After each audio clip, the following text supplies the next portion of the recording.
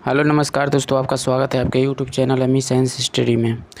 दोस्तों मैं इस वीडियो में आप लोगों को डिस्कशन जो कराने वाला हूं, जो खान सर एप्लीकेशन पे जो बायोलॉजी पढ़ाए थे बिहार दरोगा के लिए, उसी का नोट्स है। ठीक है, तो देखिएगा फ्रेंड्स, जो केनाइन केनाइन यहाँ से हम लोग देखते हैं रंधक, इससे ई तीत भी कहते हैं। यह भोजन को चीरने फाड़ने में काम कार्य करता है। मानव में इसकी संख्या 4 होता है। मांसाहारी जानवरों में कैनाइन अधिक नुकीला होता है। ठीक है, जितना मांसाहारी जानवर होता है उसमें नुकीला दांत होता है। ठीक है, प्रीमोलर अग्रचणक, इसे चेक तीत भी कहते हैं। यह भोजन को चबाने में कार्य करता है। बच्चों में यह बिल्कुल भी नहीं पाया जाता है। वयस्क में इसका संख्या 8 होता है। मोलर चणक, इसका विषदोम तीत भी कहते हैं। इसे भी कार्य भोजन को चबाने या बच्चों को अंतिम मोलर 3 मोलर नहीं पाया जाता है। वयस्क में इसकी संख्या 12 होती है, अर्थात चारों प्रकार में सर्वाधिक संख्या मोलर पाया जाता है। ठीक है, रिमार्क देखते हैं। बच्चों में प्री मोलर का पूर्णतः अभाव होता है। ठीक है, तथा अंतिम मोलर नहीं पाया जाता है। बच्चों में कुल 20 दांत टूटने के बाद दोबारा निकलते हैं। 20 दांतों को दूध के दांत कहते हैं। दूध के दांत 12 वर्ष की अवस्था तक पूर्णतः टूट चुके होते हैं। दोबारा नए दांत निकलना प्रारंभ हो जाते हैं। इसी प्रकार मानव जीवन में दांतों की कुल संख्या आप लोग को संख्या 20 + 32 52 होती है। ठीक है, पक्षियों के चोंच के दांत के ही रूप में होते हैं। ठीक, नेक्स्ट देखते हैं।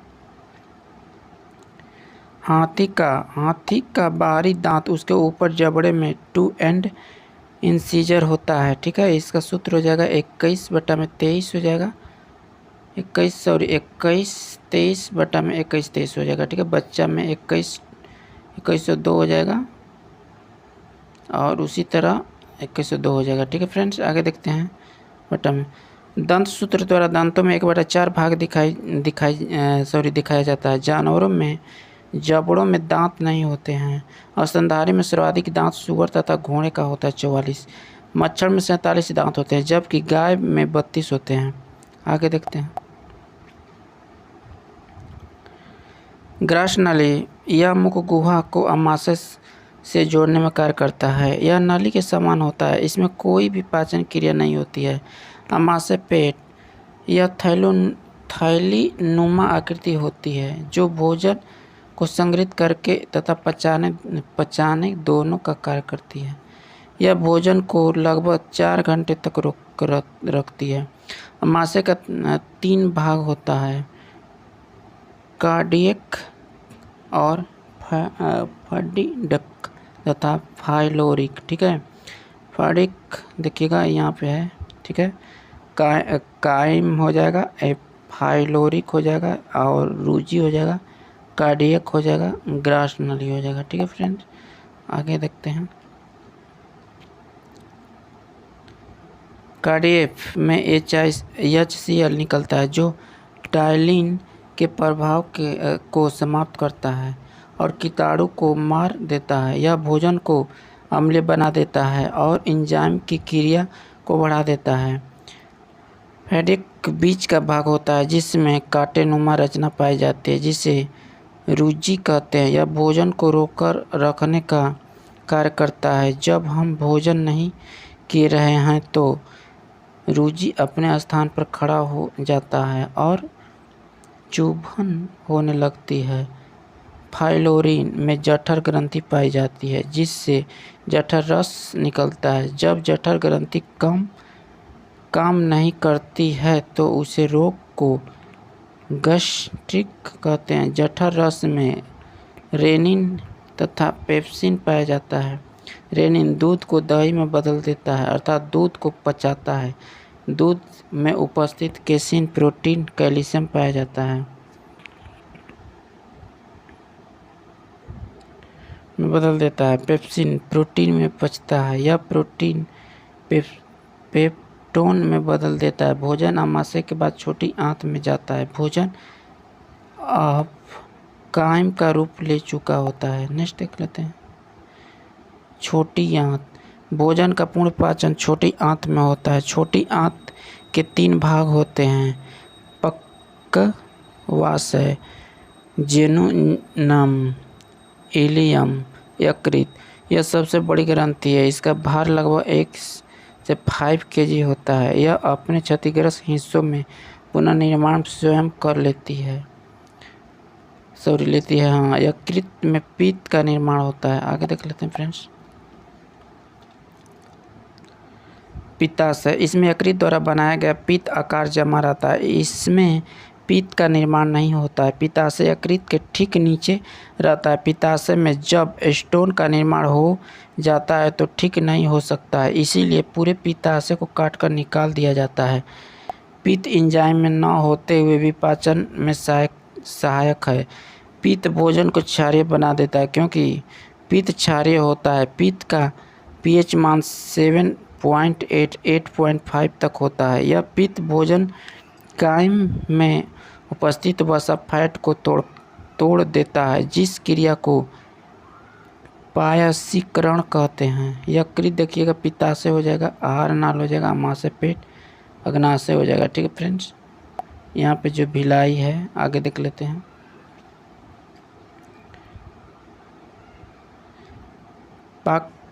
पक्वाशय या ग्रहणी। ठीक है, वह छोटी आंत का पहला भाग होता है। आमाशय के बाद भोजन कायम ग्रहणी में आता है, जहाँ उसमें पित्त मिलती है। वह क्षारीय बन जाता है। ग्रहणी में किसी भी प्रकार का एंजाइम नहीं होता है, बल्कि इसमें 2 प्रकार के हार्मोन पाए जाते हैं। कौन कौन? तो आपको हो जाएगा कोलेस्ट्रॉल काइनिन, ठीक है, सिकेटीन। कोलेस्ट्रॉल काइनिन हो जाएगा। यह पित्ताशय के पित्त निकलने का स्रावित करने के लिए उत्तेजित करता है, ताकि भोजन क्षारीय हो सके। आगे देखते हैं फ्रेंड्स। सिक्रेटीन। यह आमाशय की अग्नाशयी रस को स्रावित करने के लिए उत्तेजित करता है, ताकि भोजन सरलता से पच सके। रिमार्क। अग्नाशय से 3 प्रकार के एंजाइम निकलते हैं। इन 3 को समूह रूप से पूर्ण पाचक रस कहते हैं, क्योंकि यह भोजन के सभी अवयव को पचा सकते हैं। ट्रिप्सिन। यह प्रोटीन पेप्टोन को पचाकर पेप्टाइड में बदल देता है। एमाइलेज। यह स्टार्च मंड को शर्करा में तोड़ देता है। लाइपेज। यह पित्त द्वारा पायसीकृत वसा को तोड़कर ग्लिसरोल तथा वसीय अम्लीय में बदल देता है। फ्रेंड्स, बहुत छोटा पीडीएफ, छोटा है, ठीक है, इसीलिए दिक्कत हो रहा है थोड़ा। देखते हैं ट्रिक इसका हो जाएगा अग्नाशय में एंजाइम पूर्ण पाचन रस। तो आपको L80 हो जाएगा, तो आपको L से हो जाएगा लाइवेज, और A से हो जाएगा एमाइलेज, और T से हो जाएगा ट्रिप्सिन। ठीक है। जेजुनम में पाचन की कोई क्रिया नहीं होती है। इसे ग्रहणी के बाद भोजन जेजुनम में जाता है, और जेजुनम के बाद इलियम में जाता है। ठीक है। इलियम यह छोटी आंत है, अंतिम भाग होता है। यहाँ भोजन का पाचन तथा अवशोषण दोनों होता है। यहाँ से कोई पाचन के आंत रस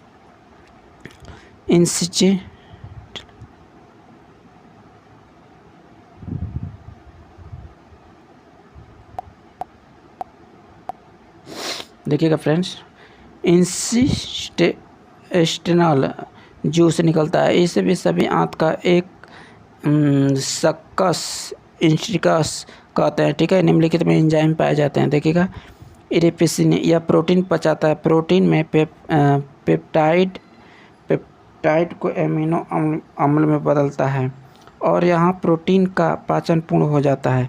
प्रोटीन हो जाएगा, पेप्टोन हो जाएगा, पेप्टाइड हो जाएगा, अमीनो एसिड हो जाएगा। ठीक है। भोजन आमाशय ड्यूडेनियम और लियूम। ठीक है। आगे देख लेते हैं फ्रेंड्स। लाइपेज यह वसा का पाचन करता है, और वसा को ग्लिसरॉल तथा वसीय अम्ल में फैटी एसिड में बदल देता है।